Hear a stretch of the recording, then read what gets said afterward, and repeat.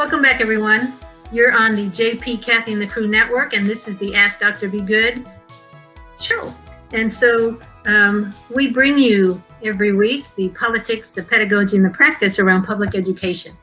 And I have been very open with why I feel the need to bring public education to your attention every week. And that would be because we've got troubled times ahead. I've spoken a little bit about that in the past, and we're going to touch on that today. But for now, I found a cute little article that sort of reinforced what I have felt as superintendent and what other superintendent friends of mine have also felt. And that is, like the article says, why the worst job in education right now is the superintendent's. Nobody wants to be us right now. I've had more people say to me, I wouldn't want your job, or I wouldn't want to be you. And so let's look at some interviews from superintendents. One said, why don't we put everyone in astronaut suits, send them to school, and then when they get home, have them take the astronaut suit off in the garage, leave it out there, and let the COVID. So, I mean, that, crazy stuff, right? I couldn't make the teaching factor and the transportation work. No district I've seen actually has the specifics on how to make hybrid learning work. And, I don't blame him. I understand that. I've had reporters ask me when I'm interviewed, what about buses? And COVID safety done right means that we would have very staggered bus routes with a third of the kids on there. Usually you pack on 60, 65 kids on a school bus. And now you'd be able to pack maybe, I don't even remember how many seats are on there, but every other seat has one kid. And, no, there's not a way to make that work and think that we're going to buy more buses. Money's going to be tight anyway. Nobody's buying more buses. And then that was the first quote was from somebody in Florida, superintendent in Florida. Now that one was from somebody in Maryland. And then local health guidance has been excellent, but from the state it's been miserable. And that is the superintendent in Montgomery County. So the superintendent's job is tough on any good day. But so then COVID hit, and although I have been heard to say, and I've said it on the show, COVID has re-energized me because it forced me to do lots of problem solving and come up with innovative solutions with my staff. But it has caused headaches. It's not all been fun. And so the superintendents acknowledged that the responsibility for decision-making ultimately rests on them, of course, on us. But the trouble is that COVID has made the superintendent's job a lot harder. Let's look at some of the things that's happened. The federal government's confusing, sometimes contradictory message about school reopening, mixed with threats from the federal government about withholding funds, and it has politicized the process. State health officials have been vague or just lacking direction, forcing superintendents to become mini epidemiologists on a dime. Only 2 weeks before the Pennsylvania districts were scheduled to open, the state officials unveiled their guidelines. And so let's see. And so another 2 states, Arizona and Wyoming, unveiled more specific health guidance only last week. And so schools have been wanting to open and open safely, but they're having to change their school reopening plans based on new guidance from state and county health officials. Very frustrating. Disagreements around from district constituency or stakeholders about reopening options have cleaved along lines of privilege. In New York City, one of the largest school districts that we have so far has planned to offer a hybrid model. Good luck. But better off parents are putting pressure on the districts or on the main, on the top guys to go all remote learning. Well, even though the city of New York serves primarily disadvantaged students, right? Whose parents can't afford not to work, they got to go to school. So it's caused schisms where we didn't used to have them, and we certainly don't need more, right? So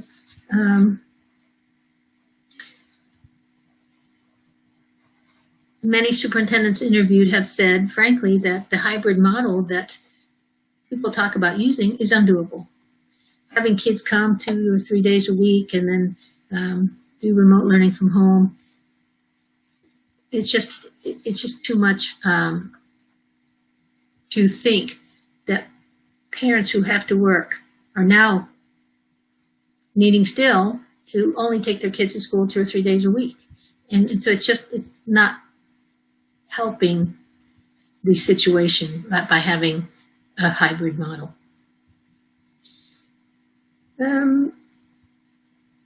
So anyway, I won't linger on that, but I just thought it was interesting that other people have picked up on the fact that nobody wants to be a superintendent right now. Okay, so my next subject is on 5 financial issues schools will face during the COVID-induced recession.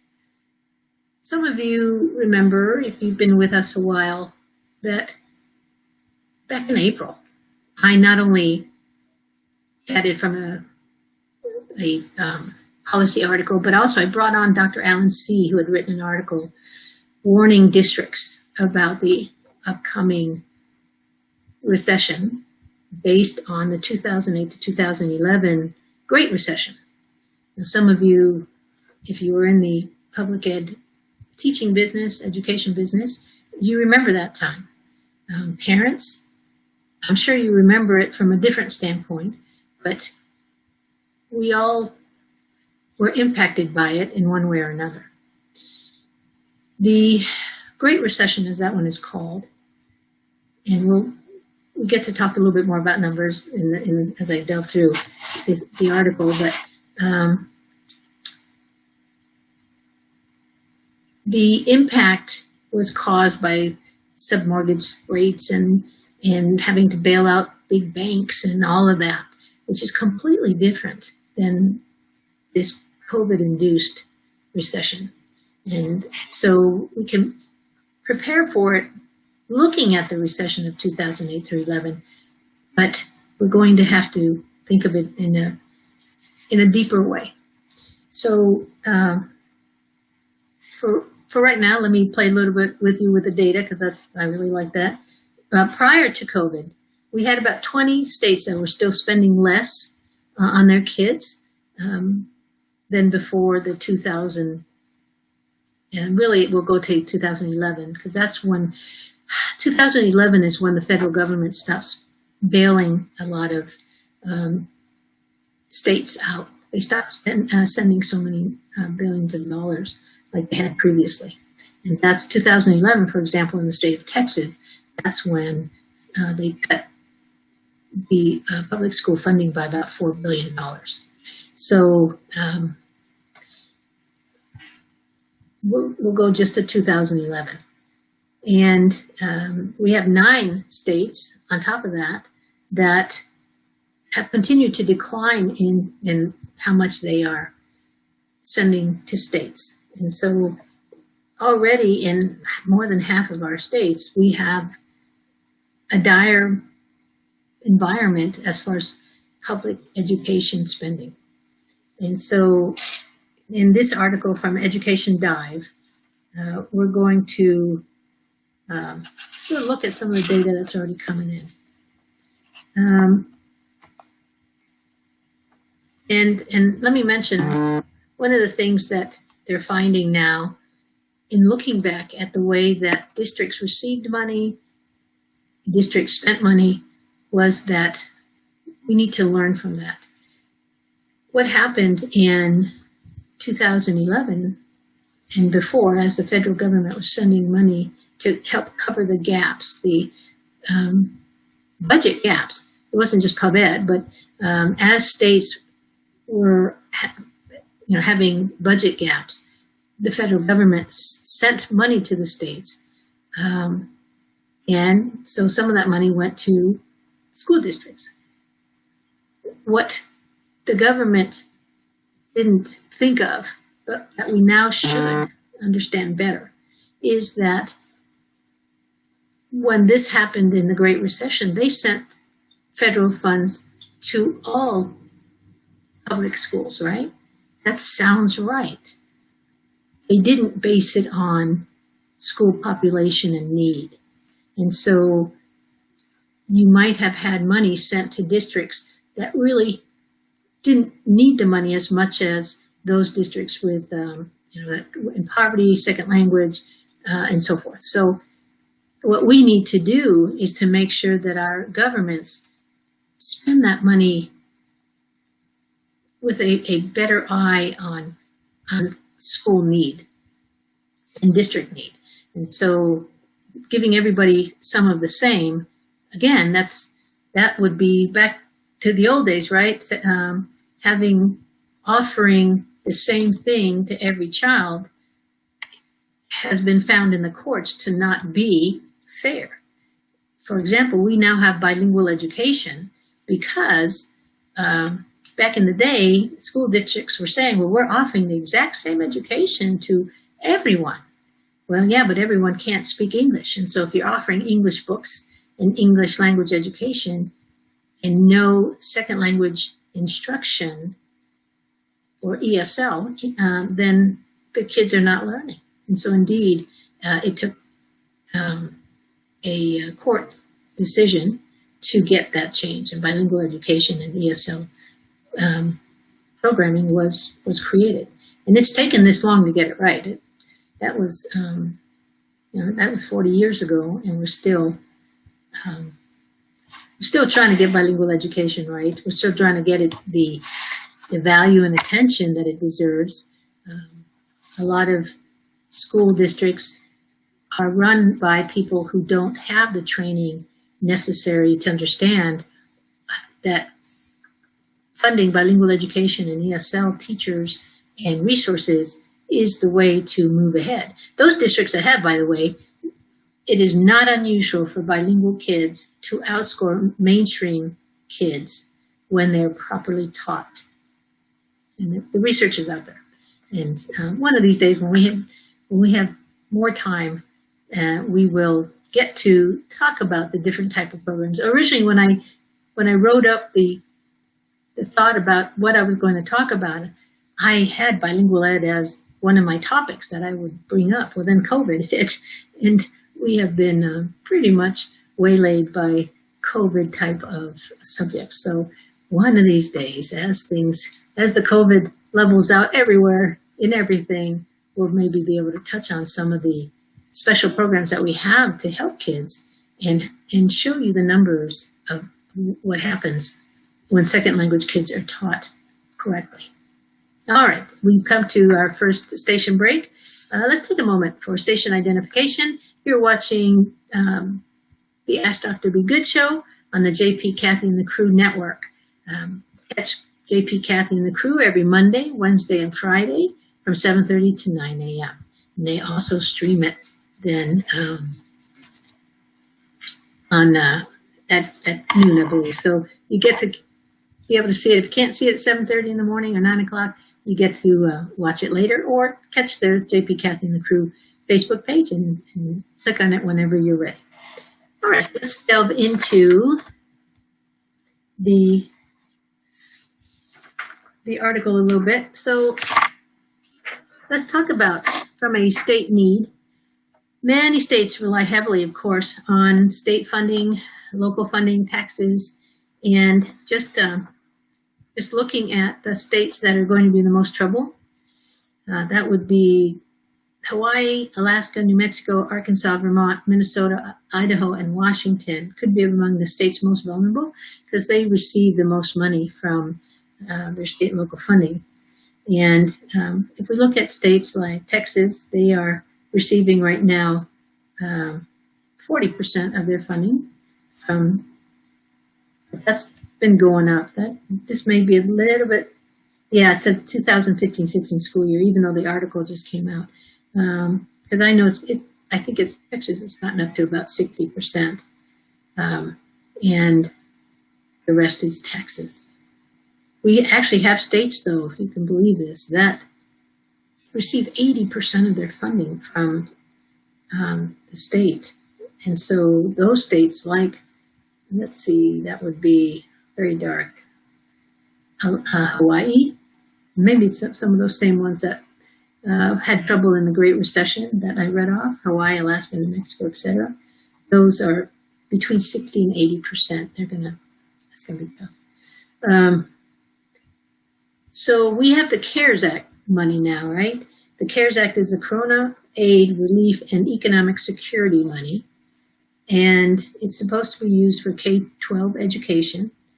But right now, as far as I can tell, the researchers are saying only about 4% of that money has been spent. It's $16.1 billion, and it's only covering a portion of unanticipated costs and lost revenue associated with COVID. And we hear a lot, and that's been a frustration. We hear a lot about the CARES money and how available it is, and yet being able to tap into it has been a little bit difficult. One of the interesting things that happened in Texas is that they sent CARES money to not only school districts, but also to municipalities. And then, interestingly enough, during our connectivity program that the governor put together to bridge the digital divide and be able to have districts buy hotspots and computers for kids that needed it. And many of our children do.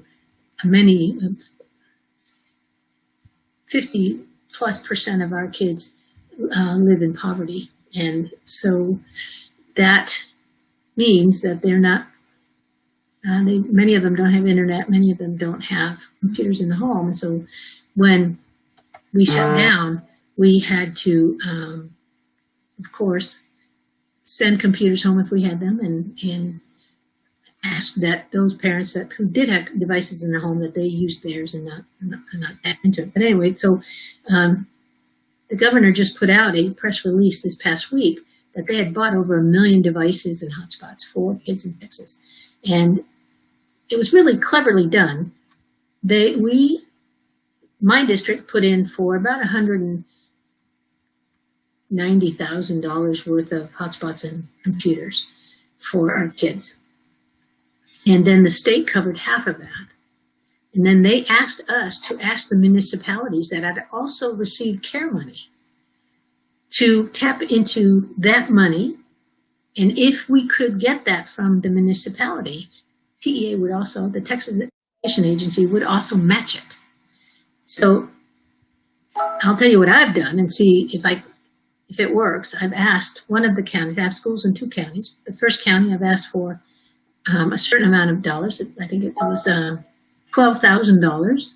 And if they will give me that $12,000, the education agency will match it. And then if the other county, because it's a bigger school, more kids, I ask for $30,000. And if I get that, $30,000 from that one county and 12 from the other, it will completely cover the cost of those devices. Now, the municipalities are saying, hey, you got CARES money, why would we give you some of ours?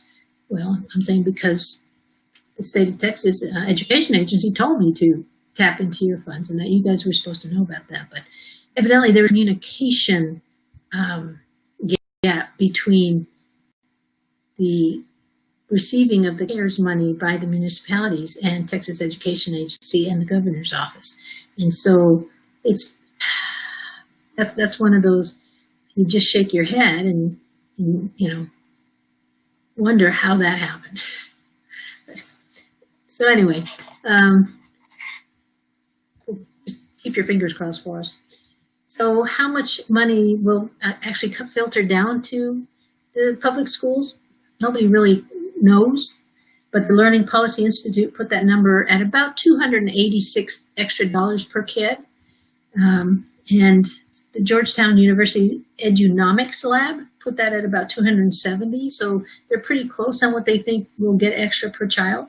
And then we also get an additional $40 from the Governor's Emergency Education Relief Fund, the GEER, the GEER fund. So it'll be nice. Be nice to get that. Every little bit helps because we know tough times are coming. Estimates from legislators and analysts suggest future federal stimulus funding, which is a moving target, would be about $1,200 per student. It'd be lovely. Not sure that's going to happen, but okay, so breakdown of K-12 budget shares by state. And again, it's amazing the difference in funding for different states. I won't labor on about it, but for example, Hawaii gets 89% of their money for schools from state government, 2% from local government, and the federal government, they get 9%. So as opposed to, interesting, of course, District of Columbia, 0% from the state government because they don't have one of those, but they get 90% from the local government and then 10% from the federal government. Let's see some of the lower ones. Florida, 39% from state. Local government is 49 and 12% from the feds.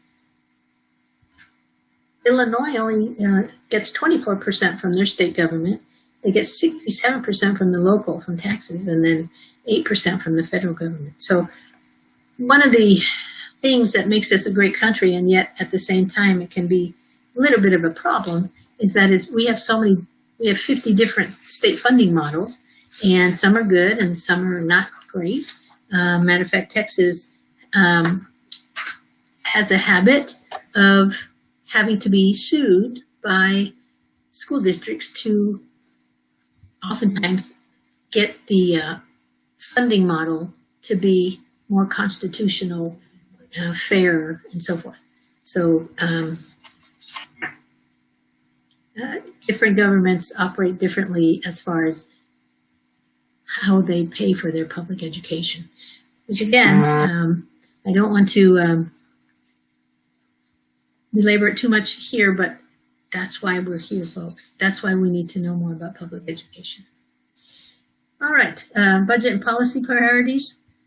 So it's saying that districts should start looking at reducing their budgets by 5 to 10%. And because it's really, districts have gotten very little advice, very little information about how the funding is going to look next year and in years beyond.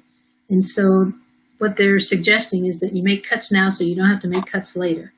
Not restructuring now means you won't have reserves next year and people will be paid more due to raises, so you'll have twice the problem. So that's what we're all having to do. Tighten our belts now so that it won't be so bad. And of course, part of this is because the tax revenue decline by projections by state is happening, right? The preliminary estimates of declines in general fund for tax revenues in 2021 is going to cause us to have to look at how we're going to fund public education if we don't have the tax money to do that. Some districts have begun, and we did, and in our district we are looking at trimming, and what we're being reminded to do is to not look at teachers first. It's tempting because that's the biggest, right, the biggest payroll bunch, but based on evidence from the Great Recession and districts cutting teachers and special programs, it hurt kids. It took a toll on kids and it impacted learning, and they're advising us to look at it from cut everything else first. You know, field trips, some building maintenance, central staff, and repurpose personnel. So instead of cutting your bus drivers right now, for example, use them to tutor, use them to call. I thought this was very clever, to make calls to families whose kids have not logged on for remote learning. Very good use of people. And so for right now, most states have funded last year during COVID and then the next year. So for not furloughing people till we absolutely have to is part of our work. The layoff decisions need to be not senior based, not seniority based. So there was a law passed in California during before 2008 recession, and what that did is it said that newest teachers had to be laid off before your senior teachers, your more veteran teachers. Let's stop and think for a moment, folks. If you've read any of the research about new teachers and where new teachers usually start teaching, it's in your high poverty, high minority schools. And so what the California law caused was that the newest teachers who were populating more of the teaching positions with the low socioeconomic schools were laid off. And so again, who did we hurt? We hurt our most fragile kids. So that is an example of what happens when you don't give full thought to some of the laws that are passed. And so I now that I work so much in the legislative session when it's on, I have learned that many of the bills that come forth during a legislative session are sort of tweak bills to tweak previously passed bills because of unanticipated, unintentional outcomes. So let me stop there and do my next moment for station identification. You're watching the Ask Dr. Be Good show on the JP, Kathy, and the Crew Network on Thursdays. Tune into Everything Criminal Law with Jeremy Rosenthal from 12 to 1. And so, all right.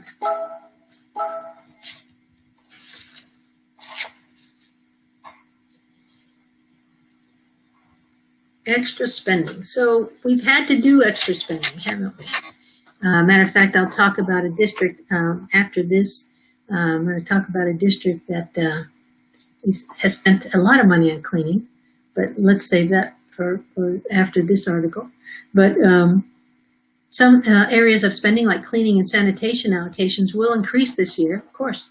Nurses, custodial staff for health and safety monitoring, it goes without saying. Matter of fact, I know we hired an extra counselor because we knew that we would have families and kids who would need social emotional tending. And so we added a fourth counselor to our counseling roster, and you do what you have to do and you spend the way you need to spend so that we can really meet the needs of our kids and families.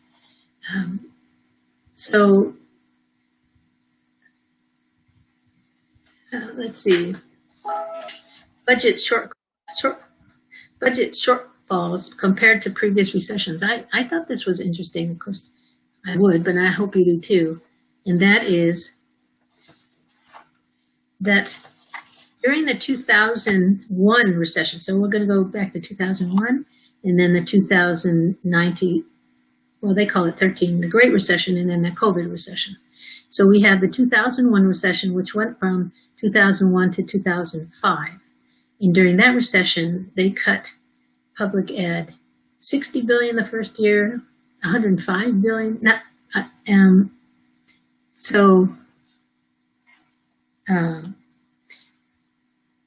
They made cuts, not to public ed, but to the budgets, to the state budgets of 60 billion first year, 105 billion the second year, 110 billion the third year, and 60 billion. So it peaked a couple years in. And so, and we see that trend in the Great Recession from 2009 to 2013. It went from cutting 130 billion in 2009, 230 billion in 2010, 150 billion in 2011. In 2012, it was 220 billion, and then in 2013, 60 billion. So what you're seeing is that the year that the recession starts, that's not when the big cuts come. It's about 2 to 3 years in. And so that's what we need to be careful. And that's what they're projecting here in 2020, cutting 110 billion. Now, then at 2021, it goes to 290 billion. And then in 2022, 155 billion. So, ouch. We've got to start preparing. And so, making sure that we have not only our affairs in order, but also cutting the cost where we can that doesn't hurt kids is part of our work, not only at the district level, frankly. It's at the Texas education level, it's at the state agency level, it's at the legislative level. And that's why we have the need to get to be the better advocates for public education.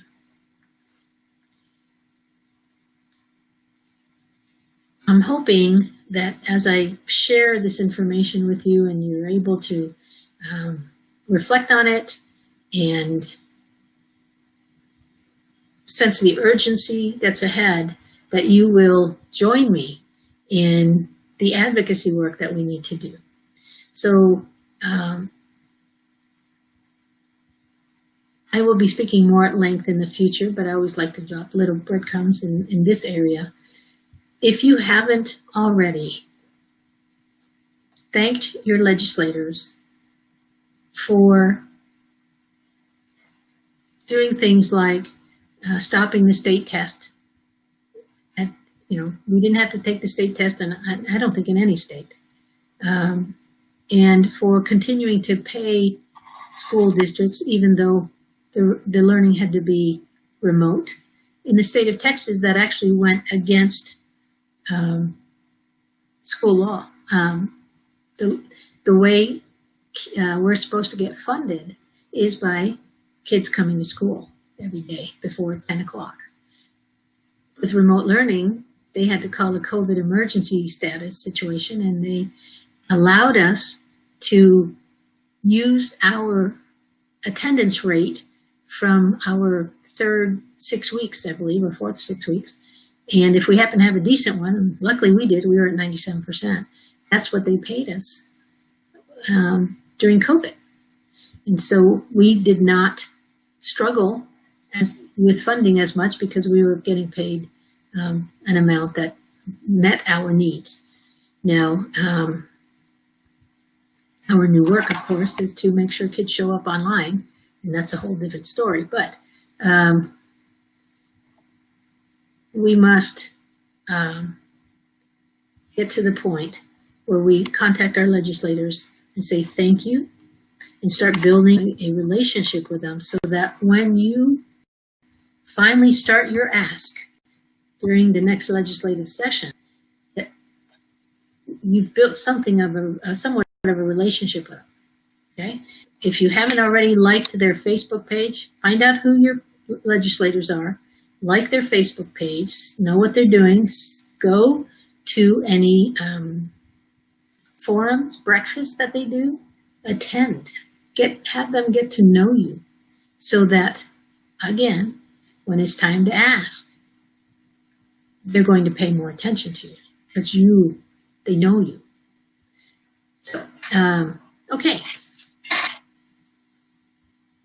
A district that I won't name has spent $1.4 million for a vendor because the vendor has promised them a product that supposedly keeps killing germs like COVID.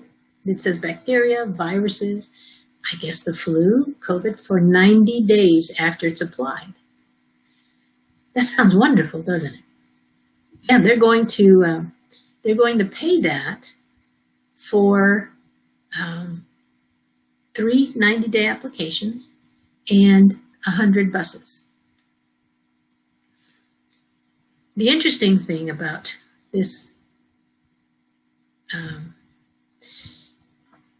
product is that it has not been approved by EPA, the Environmental Protection Agency, and let me get this right, the director of the Cleaning Industry Research Institution says that they both say not so much. They've never seen a product that allows that type of long-term kill rate on germs. There's they just haven't seen it. Matter of fact, John Downey, who's the director of the Cleaning Industry Organization, claims that that 90 days is a made-up number, and that he hasn't seen the science behind that. So the reason I'm not saying where it is and who it is, because I want them to be right. I want them to have success with that, and we're going to be closely monitoring that.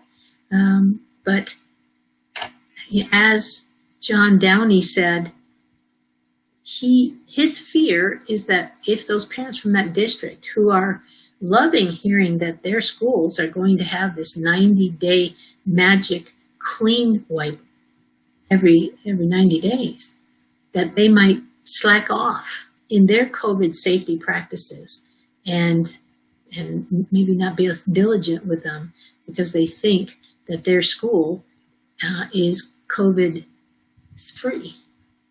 So in about 90 days, maybe, we'll come back and revisit that district and see if they're having success, maybe a lower COVID rate with kids and staff. And then probably, if that's so, that company's, the owners of that company, they probably should start selling stock, right? But the science they say is there, the EPA and the Cleaning Industries Research Institution says not so much. So again, I want the district to be right. I want to be able to buy that for my district. Maybe not at 1.4. That district's a little bit bigger than mine. But okay, so that, remember that goes with the article that we were talking about earlier. We know we're going to spend more money on cleaning. And so, yeah. Our next section, we're going to delve into really, so how to get our home ready for school. There's some really cute ideas that I've seen and I'm going to bring to you. I'll put the YouTube and pictures in the comments section. But some people are really clever out there, and I'm just glad to be that they're documenting it so that we can bring it to you and spread the good practices. So this is from the Parent Magazine. If you parents out there, if you want some good ideas, just sign up for their newsletter. It's parentsfirst.com, I think, and I think you'll find that they have some very clever parents themselves who are doing very practical things at home and, are able to luckily bring those to us and share the knowledge. All right, before I go on, let me go ahead and say, let's take a moment for station identification. And you're watching Ask Dr. Be Good show. Let me wet my whistle. And you're on the JP, Kathy, and the Crew Network. You can catch the broadcast of the Ask Dr. Be Good show on Thursdays from 5 to 6. And that's the power of podcasting. And being able to not only really have it your way, if you not only do we have it to where you can watch it live, and then interact, and that's what I want. I need for you all to interact and ask me questions and so forth. And then if you miss it, if you miss the live one, then you can go back to the Ask Dr. Be Good Facebook page, and you can catch it there whenever you have a moment. You're in the car, you're cooking dinner, or you can wait for the notification for the 5 o'clock rebroadcast on Thursdays. Click on it and listen to it while you're preparing dinner and getting ready for that. So, you know, radio was fantastic back in the day when there wasn't something like this, when the technology wasn't there. But now we know by view count, you know, how many views we get and share count versus the radio that oftentimes you just didn't know if 2 people were listening or 100,000 people were listening. And so this is a 21st century radio. Okay, so end of summer countdown. Many of you have already started school, but some of you haven't. You are still maybe a week, or maybe you're not starting till after Labor Day. So you still have time to do a countdown. You still have time to get with your kids and say, okay, guys, we have 7 days, we have X amount of days. Let's mark them off on the calendar. And let's think of things that we need to do between now and the rest of the time. And so let me reset my clock here. Stop. And so that I can get my station identification. Set. Start. And then, for example, what can we do? If those of you who have a few days, you guys can talk to your kids about, do we have our uniform? Or our dress clothes, because many districts are still requiring kids to dress correctly for their remote learning. And it's psychologically, it's the right thing to do. You need to talk about how to go to bed, you know, get out of the summer bed schedule and into the school bed schedule. And so what hours do we need for what age group? And so you talk as a family about that. You can talk about what things were fun during the summer and do a reflective piece with kids. What you know, maybe they can do a summer board where they put pictures of some of the fun things that they did, because I know that as parents, you're over picturing all your kids and everything they do. And so have them select which ones should be printed out, put on the summer board, and reflect over what were some of your most favorite activities that you did this summer. Who did you visit with? Did you get to see anybody this summer? Did you do a drive-by by grandma's and take a picture? So all of those things that are fun to revisit on a summer board. And so I don't know if you'd want one family summer board or each kid to do one, but that would be a great activity. The next thing is to create a back-to-school space. And this is one where I'm going to put in the comments the YouTube that goes with this particular parent. It's a student workspace that, and I'm going to put pictures also of how she has done her back to school workspace. But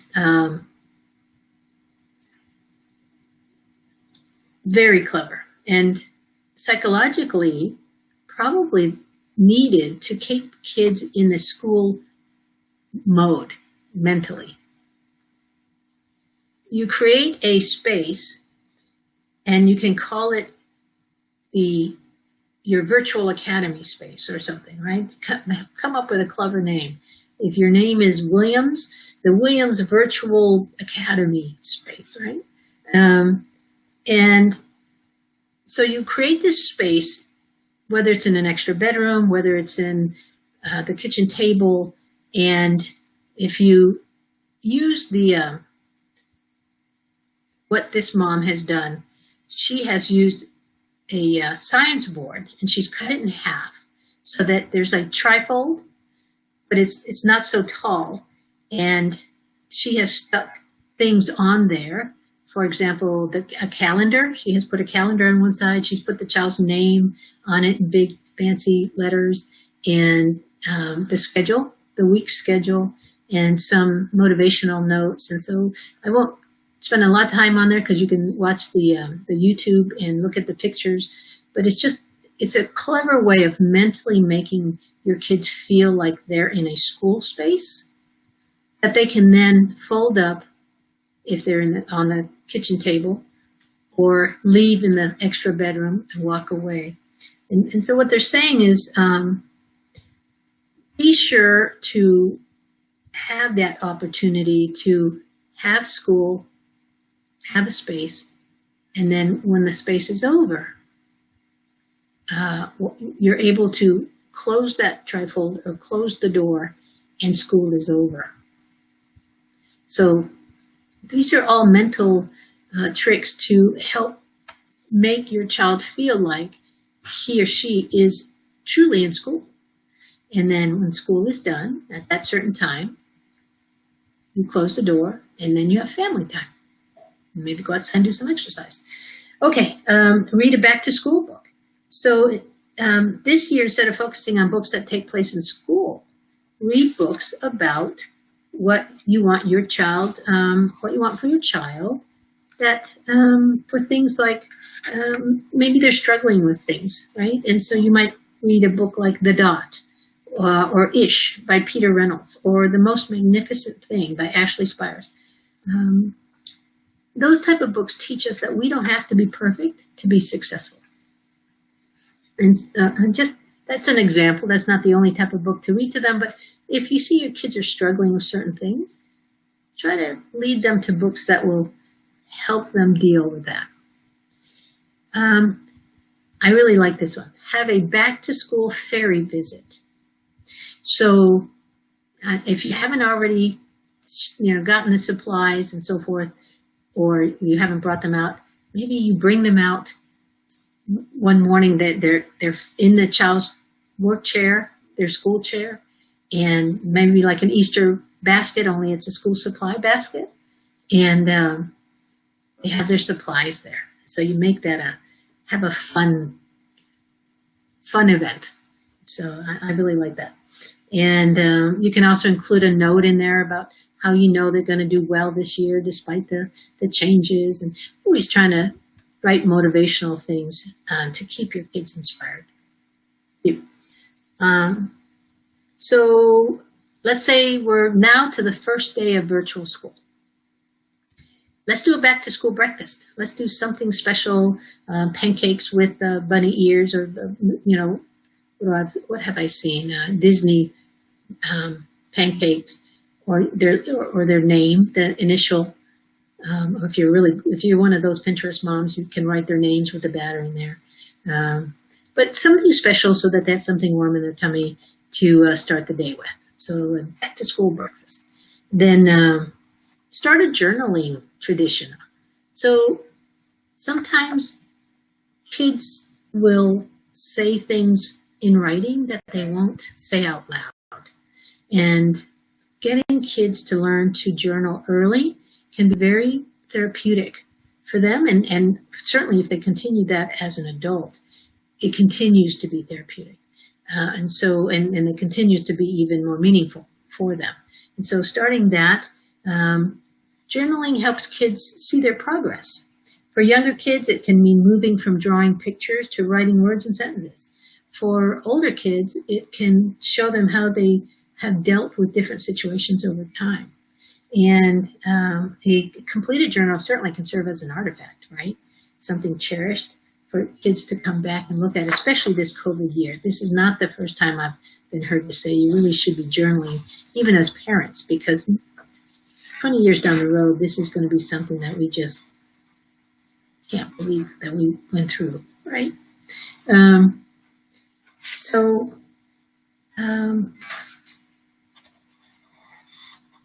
Let's see, taking pictures. Now, usually you rely on the schools to do that.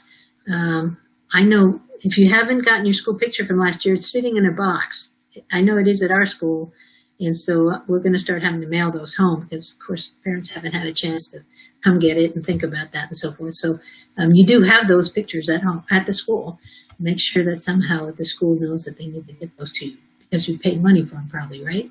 But now this first day of school, some of you are in the habit of doing that. Some of you have not been in the habit, but go ahead and take pictures of your children, their first day of school, remote learning, at their workspace, ready to start the day. So, and that might be something that you put on your first semester board, right? Maybe you start that board tradition. You have a summer board that you do, and now we're going to start our school board and put the picture of their first day of school sitting at their area, space, wherever that is, and make it special. And a lot of people like to do where they'll take a piece of chalkboard, right, and they'll write on there the year and how old the child is and maybe what their favorite food was at the time, so that over the years, the child's taste in foods change and or maybe what their goal is, what they want to be when they grow up can be on there. And it's interesting to see that change over the years that they're in school. So I thought that was really clever.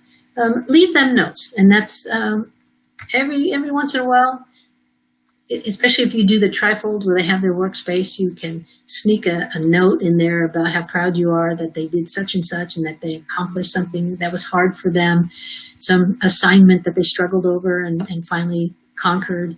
Leave motivational notes for them, okay? That's one of those ongoing things that never needs to change. All right, let me see. I'm going to do my next station identification. You're on the Ask Dr. Be Good show and on the JP, Kathy, and the Crew network.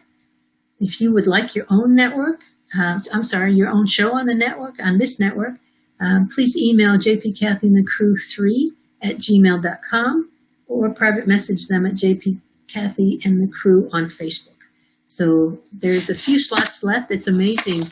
The podcast world is blossoming. And I know that the JP, Kathy, and the Crew network has gone from 2 shows, theirs and mine, to now 10 or 11 shows within 2 or 3 weeks. And so that shares with you the how neat this is and how much people want to share their area of expertise with the world. And so we hope that if you're one of those people, you will contact JP, Kathy, and the Crew. All right, more. Let's see, after the first day. So after the first day of virtual school, celebrate with treats. So maybe after school, your child may be elated or disappointed, especially because they weren't able to have a reunion with their friends, right? Just, again, not being able to sit next to them at lunch and chat and give them a hug and all that at school. Some of them really miss that. So you celebrate with maybe an ice cream after dinner. And this is a cool idea in here. So you do an ice cream sundae and you have different toppings, right? And so you take it a step further and have each topping represent a quality that you want them to have. Bravery, honesty, integrity, kindness. I wonder what chocolate would be in sprinkles. What would that be? What would the sprinkles be? Kindness sprinkled with kindness. I thought that was just a nice idea. And zoom in an after school play date, right? So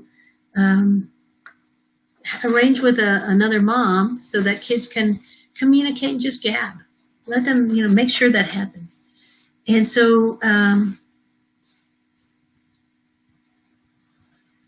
you're seeing, and I hope you're hearing and getting ideas about how to make your virtual world for the next few weeks into something doable, something fun, something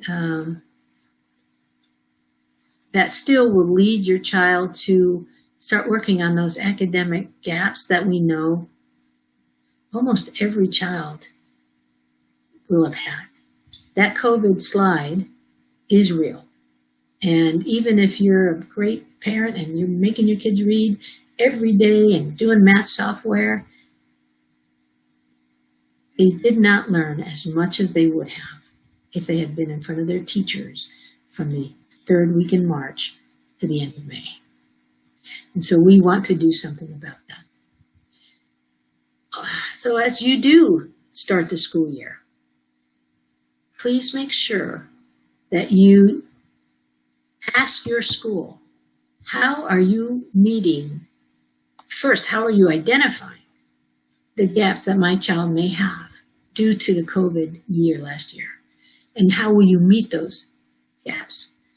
Because I want my child to take part in any interventions, any small group work, any extensions of work that you may have planned so that we can quickly make up for what was lost. So those learning losses are real, and we need to be intentional in filling them. So I'm putting it on you parents, and then educators, it's also on you to make sure your school has an assessment. Don't give it the first week. Don't even give it the second week. We want kids to feel like they're in a school that really wants them engaged and learning and so forth without hitting them with the assessment stick right off the bat, right? And so just wait 2-3 weeks before hitting them with an assessment, but then share them with the parents, educators. Share those assessment results with the parents so that the kids can not only get from their teacher what they need, but you may be able to help as well. It may be that you need to be part of that, making sure they get on the reading and math softwares on a regular basis, making sure that they're actually clicking through there and not wasting time. That may be the part that you play at home to help with the gaps. We've come to the end of our time together this week, and I want to thank you all for coming. Please make sure you put your questions in there. If I don't answer them today, I'll get to them as soon as I can. But I do want to remind everybody that you're on the JP, Kathy, and the Crew network. This is the Ask Dr. Be Good show, and tell all your friends to like the Ask Dr. Be Good Facebook page so that you can get notifications of this every Sunday at 8 and every Thursday at 5. Be part of my HubEd Army so that you can make a difference for kids in your state. Thank you, everyone.